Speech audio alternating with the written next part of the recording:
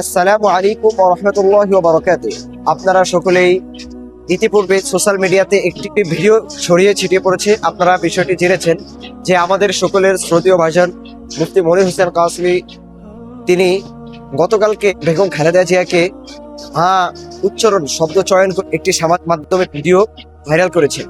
আমি বলতে চাই, আপনি একজন কওমি আলেম এবং আপনার শানে কি যাচ্ছে না যাচ্ছে এটা আপনার অবশ্যই একান্ত খেয়াল করা জরুরি, কারণ আপনাদের থেকে আমরা এবং কওম জাতিরা শিক্ষা নেবে। আপনি যেই দল করেন না কেন ওটা আমার কোনো ফ্যাক্ট না। আপনি জমিয়তের নেতা হন, যাই হন, ওটা আমাদের কোনো কিছুই না। তো ভাইরা, ভিডিওটি আপনারা একবার শুনুন। আমাদের মায়ের জন্য দোয়া করব, আল্লাহ যদি কোনো ধরনের তকদির থেকেও থাকে সেই তকদির পাল্টিয়ে অন্তত আগামী কিছুদিনের জন্য হলেও, কয়েকটি বছরের জন্য হলেও আমাদের মাকে আপনি বাঁচিয়ে রাখো। কি বলেছেন আপনারা অবশ্যই ভালো করে আমার স্ক্রিনে দেখেছেন। আমি আশা করি আপনারা এটা থেকে অনেক কিছু বুঝতে পেরেছেন।